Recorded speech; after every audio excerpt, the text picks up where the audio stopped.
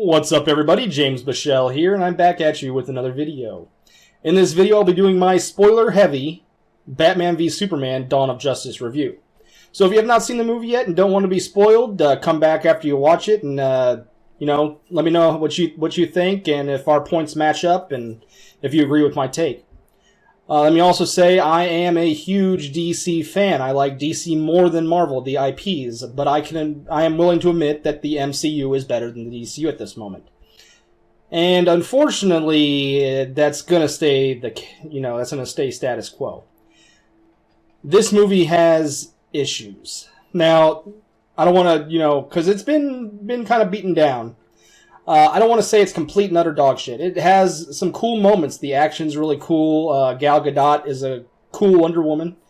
I think Ben Affleck is a good Batman. I think the character's written kind of bad, but I think he does a great job as playing the older and grizzled Batman.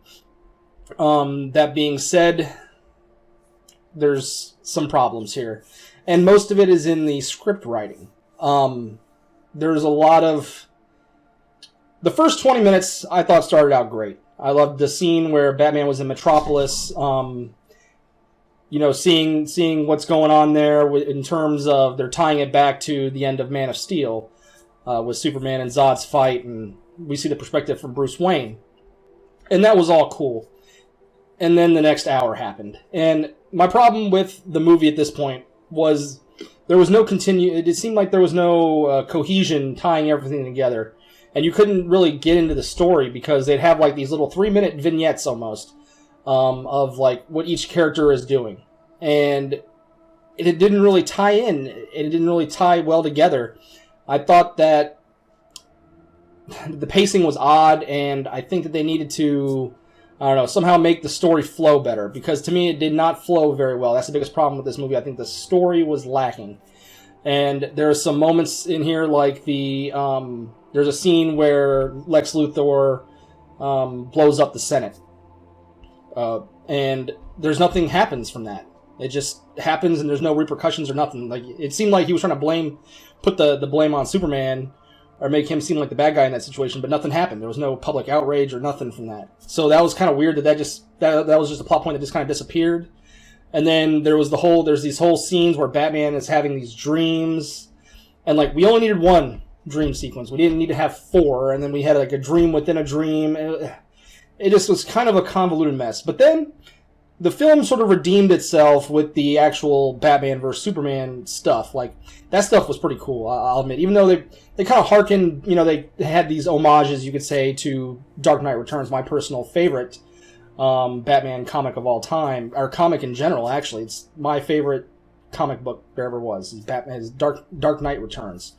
And, they have the scene from Dark Knight Returns where, Batman shoots the kryptonite gas, but it was actually Green Arrow, but in the comic books. And then, they have Superman kind of dying by a nuclear bomb, and he's, withering away, but then he comes back. That happens in that comic, too. And I felt like if they would have... See, the biggest problem with this movie is that it doesn't know if it wants to be the first of a DCU series or the last movie, because there's elements of both in this movie.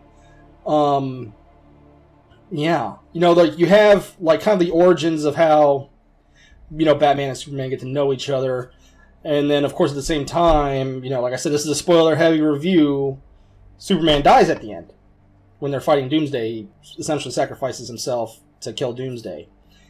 Now, I feel like, and obviously, you have issues here because we all know Superman's coming back. We know he's coming back. First off, the end scene, a kind of either a homage or a ripoff to Inception with the spinning top scene, except this time you have the gravitating dirt scene coming off of the casket. And we know he's coming back, so there's no tension in this. If you truly want to have balls, you kill Superman in the last DCU movie. That would be some some ballsy stuff there then, and I think that would have been the perfect. If they would have built this universe right, it would have had some solo movies to build up all these characters, and then we see them get together like you normally would, for the most part, like like what Marvel did with the Avengers. Then they just want to catch up, and I think it was a mistake because people love DC. People still love DC. People love Batman. People love Superman. You didn't have to rush to try and build this universe. You could have taken your time. People still would have bought tickets like crazy. It's Batman and Superman. They sell themselves. You have these. You just have these individual movies. We learn. You have a movie with Batman where we learn his motivations, why he is, and then you have another Superman movie, and then you can have the other. You can have a Wonder Woman movie, which she was great. She deserves her own movie, and she's going to get one. So, and you can have like a Flash and Aquaman movie. But my biggest problem is they had this kind of like they shoehorn this plot together, and it's lacking, and it hurts me. Like I said, I liked Man of Steel. People like to shit on Man of Steel. I love Man of Steel, actually. So I thought it was possible that this movie would be good. I still have, I've lost some faith in Snyder for sure after watching this movie, but I just wanted it to be great, and it wasn't great. This is the big problem with this movie. And Lex Luthor, Jesse Eisenberg, I was not feeling it. I thought he was annoying as shit. I was not feeling his character. I don't know why, because there was some rumors that they were looking at like Bryan Cranston. He already had the Heisenberg haircut. Would have been a perfect. He would have been an intimidating Lex Luthor, and I think he could have still pulled off charming Lex Luthor, and business savvy Lex Luthor. That's the Lex Luthor I wanted. Instead, I got kind of weird, just psychotic teen Lex Luthor, and I wasn't feeling it. And then of course there's the CGI mess at the end of Doomsday, and also another thing. Why blow your load with Doomsday? You build him up to be, they say, he's unkillable, and he's, they build up Doomsday. He's one of the biggest villains for Superman, and you just blow the load on Doomsday, and you kill him within 10 minutes. WTF, it just, yeah, I wasn't feeling that. And then, of course, there's two things that bother me more than anything. One is there's a scene where, and they actually tie together. They're actually in the same scene, so yeah. Batman is, he's kicking Superman's ass, and he's got the kryptonite spear, and he marks Superman's face. He cuts his face, and he's about to kill him, and then Superman says, you got to save Martha. Of course, that's Bruce's mom's name as well, and he's like, and they become friends because their moms have the same name. That's crazy to me. And they have they're fighting the whole movie, and then all of a sudden they're friends like that, right? Because their mom has the same name.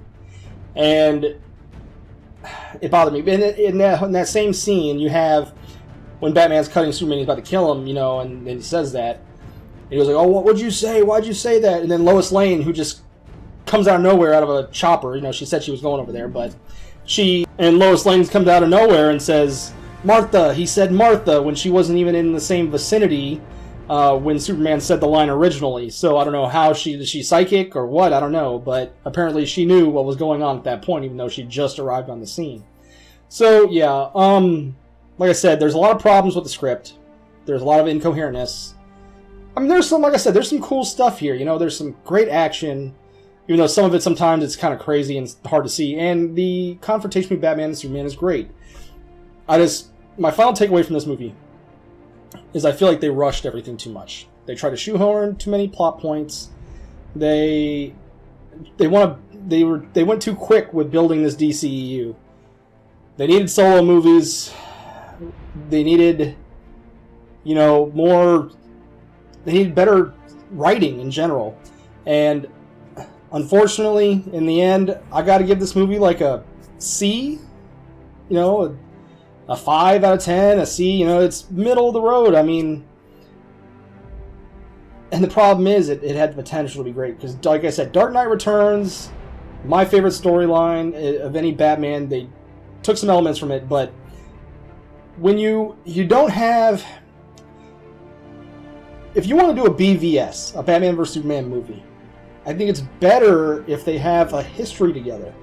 That way it adds to the drama. Like in Batman vs. in Dark Knight Returns, Batman was out of the game for a while. He was older, but he was coming back, and then the government didn't want didn't want him anymore. They wanted his vigilantism, and Superman at the time was working for the government, and they essentially ordered him to stop Batman. And they were together for this is after the Justice League and everything, and they've known each other for years, and it adds to the drama. It adds to you have this personal tension, and you just didn't have that here. And then, like I said, of course. I just hate it in movies when people become friends like out of nowhere. Oh, and it happened in this movie. So yeah, like I said, guys, a 5 for Batman v Superman. I wish I could give it a higher grade. I'm not a DC hater. I'm a DC lover. I love DC, but I gotta say this one missed the mark, guys. So until next time, like, share, subscribe, and I'll talk to you next time. Adios.